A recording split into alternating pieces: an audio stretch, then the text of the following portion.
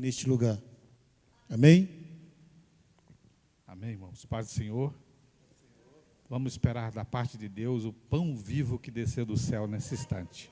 Tenho certeza que Deus tem uma palavra ao nosso coração nessa noite. Senhor Deus e Pai, Senhor, nós cremos, ó Deus, que o seu poder se aperfeiçoa em nós, através do teu Espírito Santo, que o Senhor nos tem dado. Eu tenho certeza que o Senhor tem preparado para nós, Senhor, uma palavra que vem de encontro às nossas necessidades e ansiedades. Deus, usa o teu servo, porque eu sei que o Senhor já planejou esse momento, e o Senhor já introduziu a mensagem, a palavra sacrossanta, milagrosa e poderosa, vinda do céu aos nossos corações. Usa o teu servo nesta hora, Pai, é o que nós rogamos e lhe pedimos, em nome de Jesus, em nome de Jesus. Glória a Deus. Meus irmãos, a paz do Senhor. Alegria poder estar aqui com os irmãos nessa abençoada comunidade. Quero ser grato a Deus pela vida do pastor José de Carvalho, que nos deu a oportunidade de estar aqui. Nos abençoe pastor Júlio, pastora Nilda, que nos trouxeram para cá, para Goiânia. Eu também sirvo a Deus na Assembleia de Deus Ministério de Madureira, só que em Montes Claros, Minas Gerais. Estamos lá à frente de uma congregação, trabalhando também como secretário ali do nosso campo.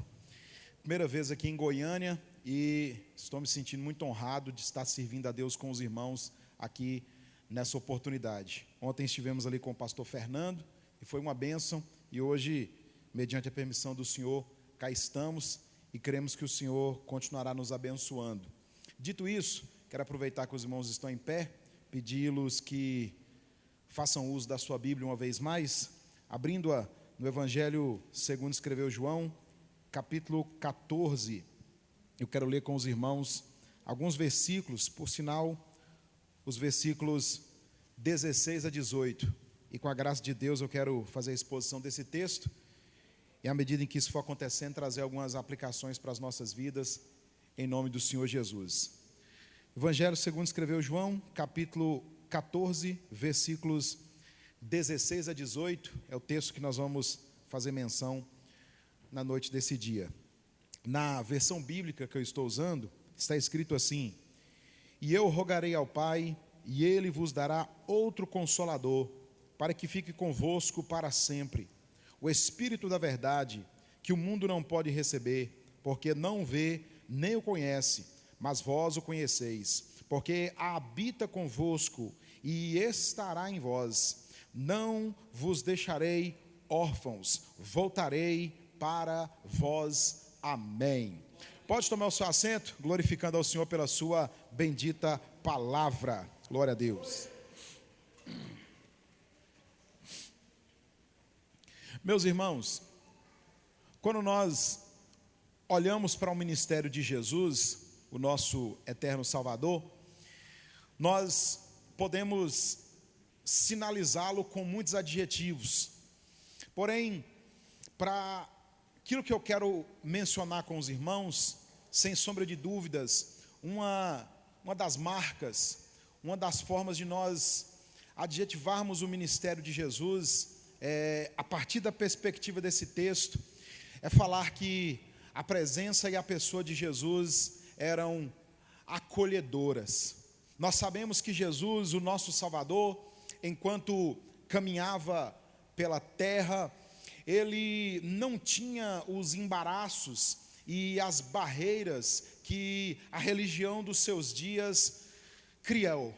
Jesus, pelo contrário, onde ele passava, ele deixava as pessoas com vontade e com desejo de estar próximo e junto dele. Por onde Jesus passava, ele fazia amizade. Por onde Jesus passava, ele achava casa para hospedar. Aonde quer que Jesus ia, ele encontrava pessoas para acompanhá-lo. E isso é notório quando nós lemos os evangelhos e a gente percebe que quanto mais o ministério de Jesus se adianta, muito mais pessoas começam a estar junto do Senhor, próximo a Ele, junto da sua companhia.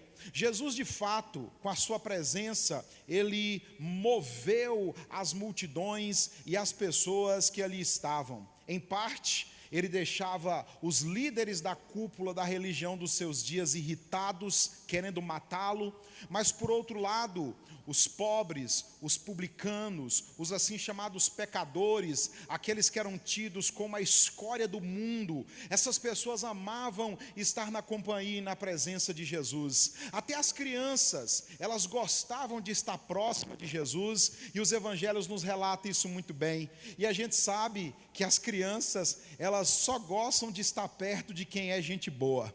Jesus, enquanto caminhava, ele era muito gente boa. Não é à toa que grandes multidões estavam próximas do Senhor. Porém, Jesus, ele tinha uma agenda para cumprir. Ele tinha um prazo para executar o plano de Deus e entregar a sua vida por nós. E à medida em que a vida e o ministério terreno de Jesus caminham para o final, Jesus, no seu ministério, ele começa a ter uma mudança de eixo significativa. A gente vai percebendo, à medida em que lemos os evangelhos, mas muito especialmente o evangelho segundo escreveu João, que à medida em que Jesus se aproxima da hora de entregar a sua vida como o Cordeiro de Deus que tira o pecado do mundo, Jesus, ele vai mudando o seu eixo de convívio, e ele vai deixando de estar de maneira mais pública entre as multidões, e agora ele começa a estar em ambientes mais introspectivos, em ambientes mais fechados. Ele vai deixando a massa da multidão e ele vai se aproximando cada vez mais dos seus discípulos e daquilo que nós chamamos de colégio apostólico. Tanto é verdade que nas últimas 2 semanas da vida física de Jesus nessa terra, ele para de perambular entre as multidões, na frente do templo, nos grandes mercados, e agora Jesus está ele está mais recolhido em casas, em ambientes mais intimistas, mais fechados. E interessante em que à medida em que a pessoa de Jesus vai saindo do meio público e vai se aproximando mais do meio privado, a maneira como Jesus falava com os apóstolos também muda. Jesus, ele começa a apresentar para aquele grupo de homens um discurso e uma palavra que era-lhes intragável e eles não conseguiam digerir muito bem. Volta e meia Jesus dizia: olha, eu vou ter que ser entregue na mão dos pecadores. Mas no meio de tantas outras informações que Jesus dava, parece que os apóstolos não levavam isso em muita consideração. Mas à medida que Jesus vai se aproximando do final da sua vida física, ele começa a dizer de maneira mais aberta, mais clara e mais frequente para os apóstolos que estava chegando a hora dele entregar a sua vida como sacrifício e cumprir o propósito do Pai. Ele vai repetindo isso, vai falando isso de maneira mais veemente, mais forte, mais coesa, mais firme, e a gente vê em alguns casos a repercussão disso na figura de Pedro, dizendo: Senhor, isso não vai acontecer, e Jesus o repreende de maneira muito veemente, e à medida em que isso vai se tornando mais real, Jesus agora vai caminhando em direção a Jerusalém, e na última semana de vida do nosso Senhor, ele deixa de fato os ambientes públicos e agora ele recolhe-se em ambientes mais fechados ainda, e ele começa a falar abertamente com os apóstolos. Esse texto que nós acabamos de ler nos apresenta exatamente esse tipo de conversa. Jesus está olhando para os apóstolos, depois de participar da ceia com eles, depois de instituir a ceia da qual nós participamos, depois de ter lavado os pés dos apóstolos, depois de ter apontado o traidor, Jesus começa a dizer abertamente: eu não estarei mais presente com vocês da maneira como estão acostumados a me ver, porque eu vou para o Pai. Será que dá para nós imaginarmos o impacto disso na vida dos apóstolos? Porque eu não conheço os irmãos aqui, mas eu imagino na realidade humana que nos toca, como é difícil nós termos a ruptura altura de alguém que convive conosco e com o qual nós gozamos de tanta alegria e prazer de conviver?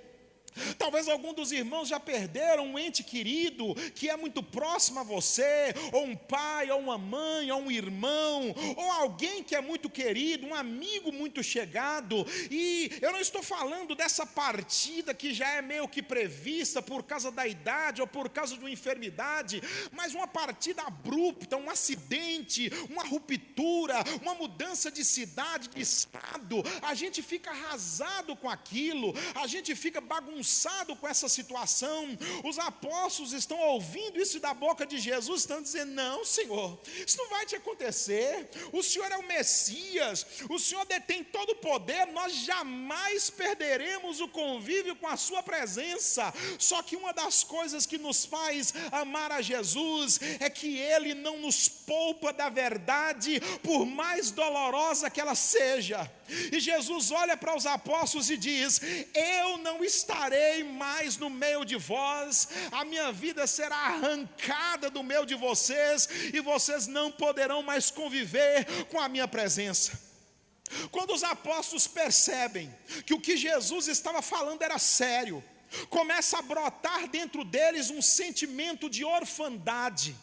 Eles começam a perceber que de fato iriam perder aquele pelo qual deixaram muitas coisas para poder conviver, e não seria fácil tolerar a ausência e a companhia do nosso Senhor. E parece que a gente, ao ler esse texto, parece que nós estamos enxergando Jesus olhando para os apóstolos e vendo toda aquela situação, eles ali com os olhos marejados, com a alma despedaçada, porque o seu amigo, mestre, Senhor e Cristo estaria deixando-os muito em breve. É nessa hora que o nosso Senhor, Ele diz as palavras que nós acabamos de ler, percebendo a situação que ficou o coração e a alma dos apóstolos. Jesus então olha para eles e diz a seguinte frase: eu de fato vou deixar vocês, eu de fato daqui a algumas horas não estarei mais convivendo fisicamente com vocês, só que eu entendo o quão difícil isso vai ser, por isso eu já tomei uma providência, e a providência de Jesus foi essa: eu rogarei ao Pai, e Ele vos dará outro Consolador, para que fique convosco para sempre. Essa expressão outro Consolador, ela é muito interessante, porque quando Jesus fala que Ele rogaria ao Pai para que mandasse outro Consolador, essa expressão outro Consolador diz que o Espírito Santo seria alguém à altura de Jesus, semelhante a Ele, e que daria para os apóstolos o mesmo gozo da companhia, da presença do próprio Cristo. E eu tenho uma boa notícia para dizer ao meu e ao seu coração nessa noite: a oração de Jesus foi atendida pelo Pai, e o Consolador já está em nosso meio, o Consolador já está com a gente, o Consolador já está operando em nosso favor. Se você nessa noite tem qualquer sentimento que machuca a sua alma com a perda e a ausência de alguém, saiba que você não está só, o Espírito Santo está com você. Quando, pastor? Todos os dias até a consumação do século, oh glória. Mas Jesus, quando Ele fala da consolação do Espírito, mas Jesus, quando Ele fala da presença do Espírito Santo, Ele diz coisas muito interessantes, e eu gostaria de me embaraçar alguns minutos com os irmãos acerca disso. Jesus, quando Ele está qualificando o Espírito Santo e mostrando como Ele operaria, Ele diz no versículo 17 do texto que lemos: o Espírito da verdade, que o mundo não pode receber, porque não vê nem o conhece, mas vós o conheceis. E aí parece que eu estou vendo a cena, os discípulos dizendo: Senhor, como é que nós o conhecemos? De que forma nós conhecemos esse Consolador que o Senhor está rogando para o Pai mandar para nós? Aí Jesus explica: vocês o conhecem por dois motivos. Primeiro, porque Ele habita convosco, e segundo, porque Ele Ele estará em vós. Atente no que eu quero lhes dizer. Parece que essa expressão, ela é sinônima, mas não. Existe um detalhe que Jesus está mostrando aqui para nós. Quando Jesus ele diz que o Espírito Santo habita convosco, ele está falando de algo que nós conhecemos como ser cheios do Espírito. E quando ele diz o Espírito Santo estará em vós, ele está falando de algo que nós conhecemos como revestimento do Espírito. Aleluia! E é disso que eu gostaria de falar um pouquinho com vocês. Quando Jesus ele diz, esse Espírito Santo que é o outro Consolador, ele habita convosco. Jesus está fazendo eco a uma das mais lindas doutrinas do pentecostalismo, a saber, a habitação do Espírito Santo, ou ser cheio do Espírito Santo. Que coisa maravilhosa! Quando, queridos, nós falamos de ser cheios do Espírito Santo, nós vamos nos deparar com dois grandes homens de Deus que falaram sobre isso. Paulo falou sobre isso e Lucas falou sobre isso. Então, ser cheio do Espírito Santo tem duas perspectivas, a perspectiva paulina e a perspectiva lucana, e eu quero lhes mostrar isso na Escritura, para nossa alma se alegrar. Quando nós falamos da habitação do Espírito, ou de sermos cheios do Espírito Santo, na perspectiva de Lucas, todas as vezes que Lucas fala que alguém é cheio do Espírito, isso resulta em poder, sinal, milagre e maravilha. Eu repito, na perspectiva de Lucas, ser cheio do Espírito Santo tem como resultado poder, milagre, maravilha e glória do Senhor na terra dos viventes. Olha o que o texto nos diz em Atos dos Apóstolos, capítulo de número 2. Oh, aleluia! Todos estavam reunidos no mesmo lugar. Oh, glória! Quando de repente veio do céu um som como de um vento veemente e impetuoso, e encheu toda a casa em que estavam assentados. Olha o texto: todos foram cheios do Espírito Santo. Qual foi o resultado? Eles começaram a falar em outras línguas, conforme o Espírito Santo lhes concedia que falasse. Quando o Espírito Santo veio no Pentecostes e encheu os crentes, Lucas diz que o resultado de ser cheio do Espírito é que eles falaram em outras línguas de maneira maravilhosa e de maneira poderosa. Qual foi o resultado disso? Aquele cenáculo tornou-se um megafone, aonde a voz de Deus foi ouvida na boca dos apóstolos, falando das maravilhas do Senhor. Um crente cheio do Espírito, na perspectiva de Lucas, ele tem sinal, prodígio, maravilha, glória, mistério e unção. E isso é verdade, porque na altura do capítulo 3, quando Lucas também fala disso, ele conta uma história muito curiosa. Ele diz que os apóstolos e os obreiros estavam pregando a palavra, e por causa disso tomaram uma surra muito grande por pregar no nome de Jesus. E aí a igreja estava reunida numa casa, num cenáculo, e aqueles homens todos machucados entram ali, pastor Júlio, e quando está acontecendo aquele culto, os obreiros que estão lá pedem uma oportunidade e dizem: eu quero contar uma bênção, eu quero contar um testemunho. Qual é a bênção e o testemunho que eles vão cantar? Lá vai um obreiro mancando da perna, com a boca sangrando, o olho roxo, pega o microfone e diz assim: meus irmãos, eu queria contar uma grande bênção. Hoje eu fui considerado como digno de apanhar por causa do nome de Jesus, e me bateram muito, mas eu continuei falando. Os outros começaram a testemunhar. Aí vem Lucas dizendo que a igreja se reúne e começa a orar. Todos foram cheios do Espírito, e a casa balançou para lá e para cá, e eles saíram com ousadia pregando e testemunhando do Senhor. Mais uma vez, na perspectiva de Lucas, ser cheio do Espírito resulta em demonstração de poder. Mas lembra que eu disse para os irmãos que existe a perspectiva paulina? Paulo também fala sobre alguém ser cheio do Espírito. Diferente de Lucas, na perspectiva de Paulo, quando alguém é cheio do Espírito, esse enchimento não resulta em poder, milagre e maravilha, mas resulta em transformação de caráter e de vida.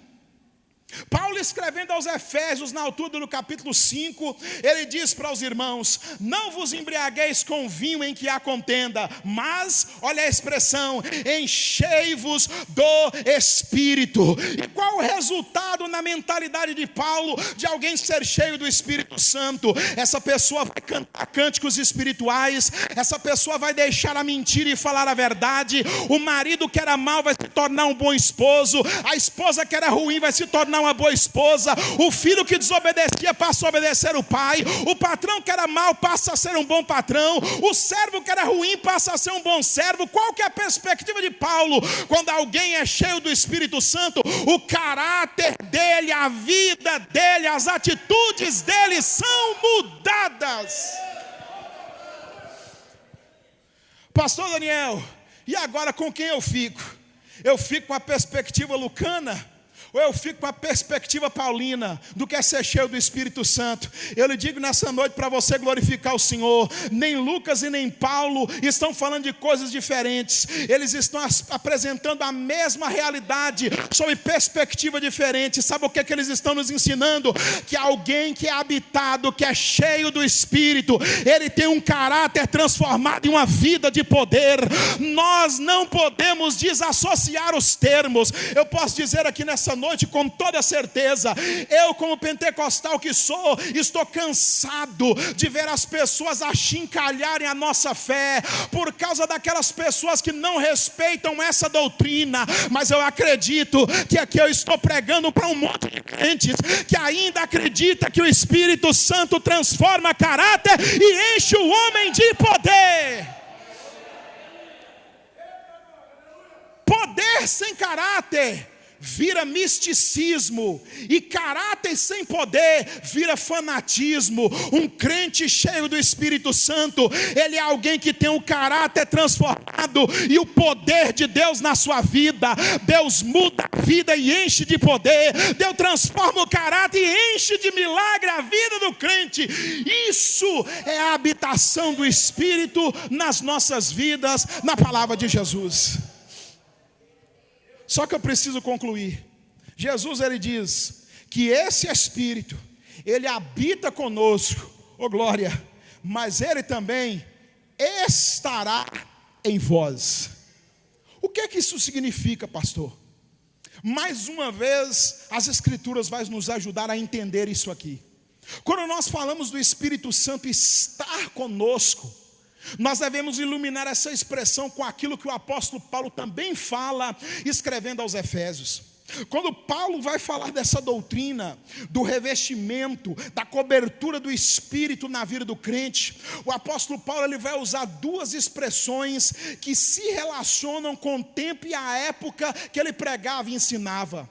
Quando o apóstolo Paulo está falando sobre isso, ele diz que o Espírito Santo que nos foi dado, ele vem sobre as nossas vidas sobre duas perspectivas. Paulo diz que o Espírito Santo ele é selo, e ele também diz que o Espírito Santo ele é penhor. Quando o apóstolo Paulo está falando disso, nós precisamos entender o que isso significa nos dias que o apóstolo Paulo falou, e eu lhes explico em rápidas palavras. Quando o apóstolo Paulo diz que o Espírito Santo sobre o crente, ele é como selo. Lembre, Paulo estava escrevendo para os Efésios, e a cidade de Éfeso, dentre muitas coisas que ela mexia, ela tinha um forte comércio de madeira nobre. Só que existia um problema. A cidade de Éfeso, ela não tinha uma estrada muito bem estruturada para que as pessoas caminhassem com aquelas toras de madeira para lá e para cá. O que eles fizeram? Usaram o mar Adriático que ficava ali próximo, e os homens que compravam as madeiras, derrubavam as madeiras, precisavam levá-las do ponto A até o ponto B. Os homens que derrubavam a madeira na floresta iam com elas agora em direção ao mar, e eles faziam o seguinte: pegavam aquelas toras lavradas e jogavam no mar. A correnteza levava até o outro porto e dali seguia-se a jornada. Mas isso criava um problema. Qual? Como é que nós iríamos saber qual que era a madeira que o senhor comprou e qual a madeira que eu comprei? Não tinha como diferenciar. Todas estavam cortadas, todas estavam lavradas e todas estavam dentro da água. Eles então criaram a seguinte alternativa: o selo do comprador. Quando o comprador ia na floresta e escolhia a tora de madeira que lhe agradava, ele então adquiria a madeira e selava ela com o seu selo. Quando os homens jogavam a madeira na água, não importava quanto tempo ela passava, não importava quanto metro ela ia navegar, não importava a distância que ela iria percorrer, quando chegava no ponto final, os homens viravam a tora para lá e para cá, e quando encontravam um selo, eles diziam: essa madeira pertence a fulano, essa madeira pertence a ciclano. Por quê? Porque eu estou vendo o selo dele aqui. Alguns irmãos já entenderam. Paulo está dizendo que o Espírito Santo, ele é o selo de Deus na nossa vida. O Espírito Santo identifica que Deus te escolheu, te resgatou, te comprou e vai te levar para o destino final. Não importa a tempestade, não importa para onde você vai, se o Espírito Santo está na sua vida, Deus olha do céu e diz: não toque nele, não toque nela. Por quê? Porque eu o comprei. Qual é a marca? O meu Espírito que habita nele, habita nela. Aleluia! Quem tem o Espírito Santo tem o selo de Deus e é identificado como propriedade do Altíssimo, e o maligno não lhe toca, porque o Senhor lhe comprou por bom preço. Só que o apóstolo Paulo usa outro símbolo, e aqui eu concluo. Paulo diz que o Espírito Santo sobre a vida do crente, ele também é um penhor. Penhor é algo que nos nossos dias praticamente entrou em desuso. Poucos bancos fazem isso. Salvo engano, a Caixa Econômica ainda trabalha com penhor. Como era o penhor? O penhor funcionava da seguinte maneira: quando alguém adquiria alguma coisa, mas não tinha condições de trazê-la para si, mas para deixar a transação fechada, segura, e para dizer para o comprador: olha, eu comprei, está certo o negócio, daqui a pouco eu finalizo a transação, para poder garantir aquilo, o homem de bem que adquiria alguma coisa, mas não podia levá-la, deixava um penhor. O penhor significava duas coisas. Primeiro, que aquele que adquiriu tinha poder para poder concluir a transação. Segundo, revelava a grandeza e a nobreza daquele que deixou algo penhorado. Eu vou tentar ilustrar para os irmãos aqui. Imagine que Deus abençoa muito o pastor Júlio César, e ele vai aqui na concessionária da Porsche em Goiânia e fala assim para o vendedor: eu vou comprar essa Porsche aqui, eu gostei dela. A irmã Nilda vai com ele e fala assim: é essa mesmo, amor. Só que o pastor Júlio está lá em Montes Claros, ele não pode levar a Porsche para lá agora, só que ele quer deixar aquela Porsche garantida, como que dizendo: não venda para outra, ela é minha. O vendedor diz: qual que é o sinal? Aí pastor Júlio vai e pega um lote que ele tem, que vale talvez muito mais do que a Porsche, e fala assim: está aqui a escritura do lote como penhor e garantia que eu vou trazer esse veículo para a minha garagem. O vendedor olha para a escritura e diz assim: peraí, se esse cara está deixando disso aqui como penhor, é porque ele tem dinheiro para poder vir buscar a Porsche e finalizar a transação. Então coloque a placa de vendida nela, ainda que não esteja vendida, porque o penhor demonstra que o cara tem dinheiro para terminar o que começou. O apóstolo Paulo está dizendo que o Espírito Santo, ele é o penhor de Deus na minha e na sua vida. Sabe o que é que Deus está dizendo? Eu te comprei por bom preço, mas ainda não está a hora de levar você para o céu, mas para você ter certeza que eu vou te levar, eu vou deixar um penhor, uma garantia. Qual é a garantia? O meu Espírito habitando na sua vida. Pastor José, se o Espírito Santo é o penhor, a garantia de que Deus vai concluir a boa obra na nossa vida, imagine quando Ele concluir essa grande obra na nossa vida. Se gozar da companhia do Espírito já é para nós algo indizível, imagina quando Deus consumar a obra que Ele começou na minha e na sua vida. O Espírito Santo é o selo, o Espírito Santo é o penhor. A boa obra que Ele começou, Ele vai terminar. Por quê, pastor? Porque o Espírito Santo garante, o Espírito Santo afirma e testifica disso, habitando em nós e estando em nós. Mas eu finalizo com as palavras do nosso Senhor, no último versículo que nós lemos. Tudo isso que eu lhes preguei, tudo isso que eu anunciei, no coração dos apóstolos, não era suficiente. Por quê? Porque no fundo, eles queriam o retorno da presença de Jesus. E Jesus, sabendo da carência da alma daqueles homens, e também da nossa, Ele diz no versículo 18: não vos deixarei órfãos. Por que, Jesus? Porque eu voltarei para vós. Ele voltará para nós. Eu não sei quando, eu não sei que dia, eu não sei a hora, mas Ele prometeu: eu vou deixar o meu Espírito com vocês por um pouquinho de tempo.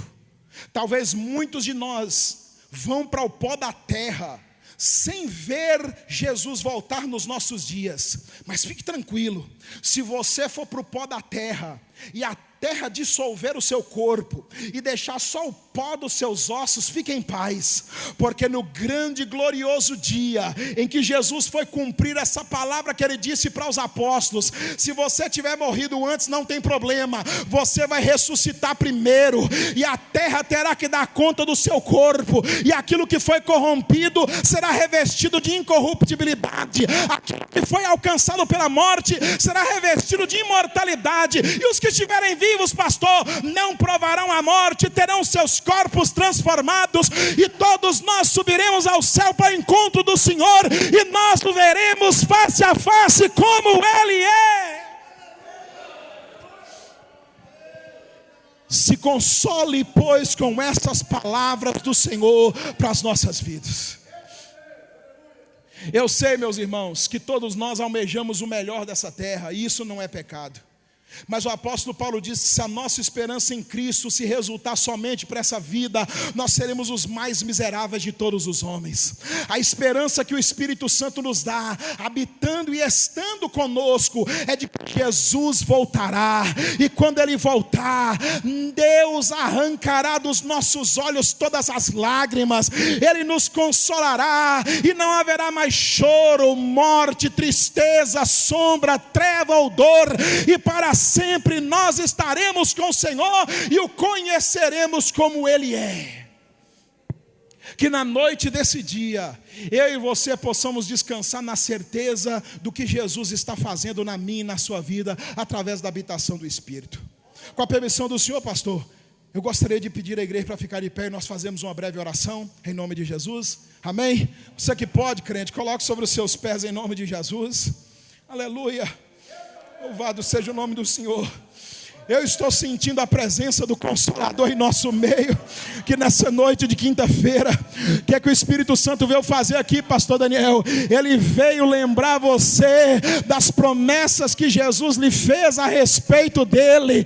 Ele me trouxe lá de Montes Claros, Minas Gerais, para dizer para você: eu estou habitando na sua vida, lhe mudando o caráter, te dando poder. Eu estou revestindo você, sendo selo e penhor da promessa de Deus Pai. Ele está nos preparando, nos ataviando como noiva para encontrar crer com Jesus que breve virá, breve virá, breve virá. Oh, Maranata, nós rogamos ao Senhor na noite desse dia, que o Senhor, por intermédio do teu Espírito, o nosso Consolador, arranque de nossos ombros todo o peso e todo o fardo que não é seu. Espírito Santo, nos ajuda a descansar no teu consolo e gozar da sua doce companhia. Não nos deixe esquecer, Espírito Santo, que o Senhor está conosco todos os dias até a consumação do século. E onde houver um crente desanimado, fraco, entristecido e abatido, renova ele, renova ela, fortalece ele, fortalece ela e prepara-nos para esse grande encontro do qual a nossa alma clama: Maranata, Maranata.